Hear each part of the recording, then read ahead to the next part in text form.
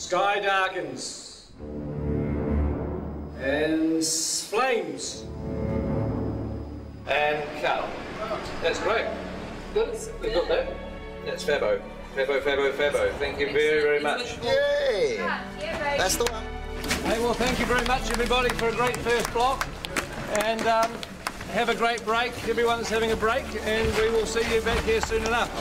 Ladies and gentlemen of the second unit, that is a wrap on block 1.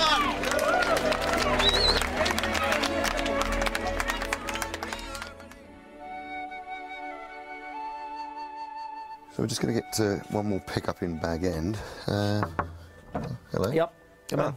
Oh, sorry. Hi, Pete. Hey, Andy. Come on in. Just wanted to do one more pickup in here, if that was all right. What's this? Oh, this is the video blog pickup. Yeah.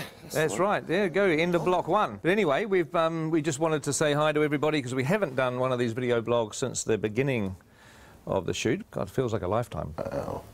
It doesn't, because the first week of shooting we did with Andy as Gollum. Here's this precious thing we eat. You weren't a second unit director in those days. You were an actor. You were an old-fashioned. And now I've crossed over to the dark side. You've now gone to the dark side. I'm white. I'm absolutely white. It's all yours. Is it? Oh, right, okay. Just give us a good battle. Yeah. Okay. I don't know how you do it. It's you get tired. I always just tell people I get exhausted at the end of the first couple of days and stay exhausted until it finishes. You know, we have 250 days of shooting on these 2 Hobbit movies, and I think it's a much better way to divide that up into 3 blocks and then have some time to edit what you've done, look at it, hand visual effects shots over to the CGI guys. You can really focus on the script revisions. It's just it's a much smarter way to shoot these big films. Yeah, on something of this scale too. I mean, when we got the given our T-shirts, which said 54 days down, 200 to go, I have to admit, I don't know how great it was.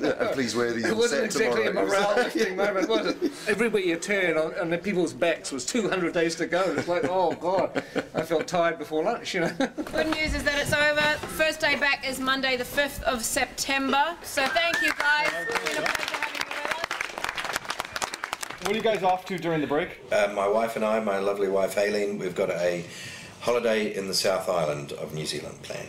And my lovely, gorgeous wife Nicole and I are just going to work on the house. I'm leaving shortly after talking to you for London, which is a long journey, by plane, and once there I immediately go into production of a play I'm going to do by Eduardo de Filippo. I'm going to America, to Pebble Beach, in a week to play some golf. Work on my tan so that I can really freak the makeup people out when I come back. I'm having a break. I'm having 4 weeks off. Bit of sleeping in. My favourite hobby. First we're going to Australia to see our eldest daughter. I'm going to run a marathon. I'm going to attempt to sort of write and record a bit of a psychedelic sludge rock album. Hitting the fabric shops in central London. I go home to Thailand tomorrow. To Barcelona. To meet Doctor Who fans from Spain. Bali for 11 days. London and Paris to see friends. Manhattan Beach, because it's the closest beach to the airport. I haven't been home for the last 3 years, back in Belgium, so my mum is cracking the whip. And then I'm going to Vegas and spend all my hard-earned cash. Do some more swimming and lots of golf. Probably get a little bit drunk, a little bit on a holiday. Oh, I'm looking forward to going back with mates and getting on the drink, where I'm not going to get a bad reputation because they already know what I'm like. And now I'm going back to Ireland to see my family and see some of my mates in Belfast for a quiet little weekend. I hope no one phones me for about 3 weeks at least. Hopefully come back totally refreshed and ready to rock in the next lot. What are you doing on break, Andy? Well, I'm going back home to maybe have a little bit of time off to go on holiday with the family. And then really, before you know it, I'll be back. It's weird because you get to this point when you're at the end of a block of shooting and it sort of almost feels like you're going on vacation, but it's not, because on Monday morning I'm in the cutting room editing, and I've got to have meetings with Alan and John and Dan about designing stuff for the second block, and with Richard Taylor about all the things he has to build. So in some respects I'm back into pre-production again. But also I'm in post-production because I'm editing. Plus we're in production because we're shooting these movies. So it's sort of like being in pre-production, production and post-production all at the same time. It kind of gets a bit screwy. But before I get to do any of that, I've got to jump on a plane tomorrow morning and go location scouting down the South Island. So we'll take some good pictures. Yeah, I will. I'll take some good pictures.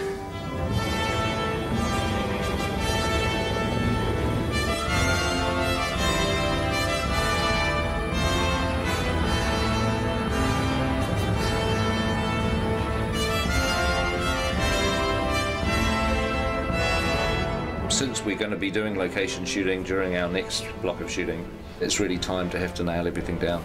Well, on the recce there'll be, it's usually about 17 of us that go. We get around in 5 helicopters usually. It's quite a spectacle when we turn up.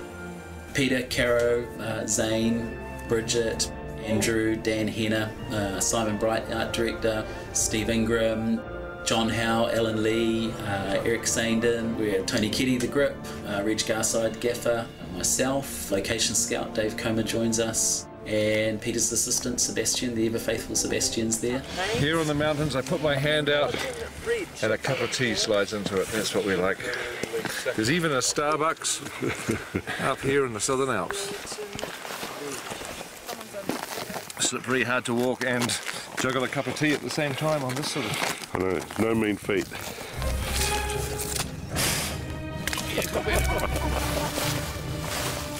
I never come prepared to these things. I always somehow imagine it's going to be dry and warm and nice. At least it's not raining.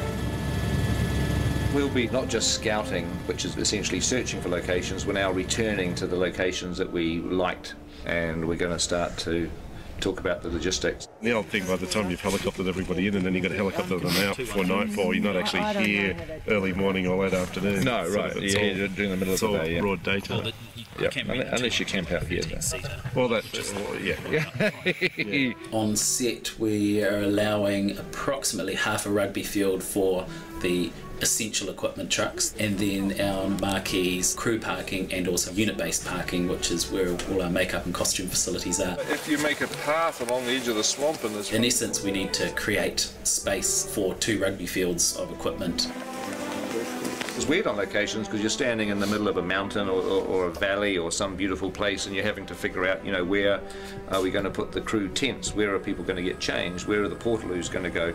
Because all that stuff has to be where you're not going to want to point the camera. You could have Gandalf and the dwarves sort of running up over this brow here and scurrying, hiding down behind these rocks, and just as they get there you crane up and there's one. The last thing you want to find out in 6 months' time is you're standing on this beautiful mountain and saying, wow, this is exactly the shot I want to do, and you find you've got, you know, 20 portaloos right in front of the camera.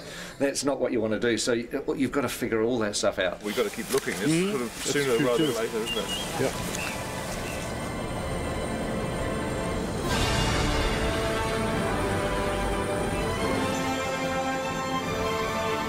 We'll be flying, I don't know, maybe 30 locations, some locations probably. We're shooting locations around the Mackenzie country, around wilder landscapes below Mount Cook. And we will also be shooting around Dunedin Way, more beautiful stone, rock, you know, wild country, and that's quite exciting because it's an area of Middle Earth we haven't visited before. That big rock could be part of a house, couldn't it? Yeah. Where we're scouting presently for the edge of Mirkwood and the Anduin grasslands is south of Queenstown.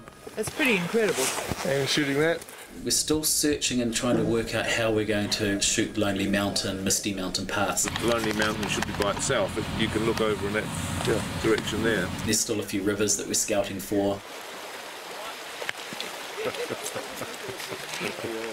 Yeah, I think we're getting pretty close to photographing every decent river in New Zealand now. It would be quite funny to have 13 barrels all in the middle of this thing. Yeah, with the guy shouting, come on, get on with it. Come on, move ahead, get on, go faster. Is it a floater? It's quite heavy.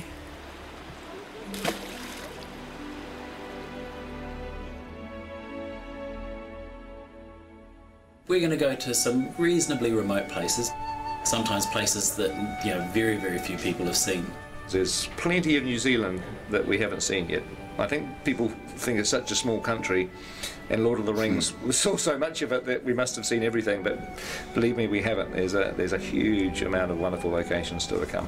Quite a pretty spot, isn't it? That's great, it's a great spot. Well, we'll say goodbye for now, and hopefully you've enjoyed this update, and there may well be another one coming during the break sometime, so keep your eye out for that.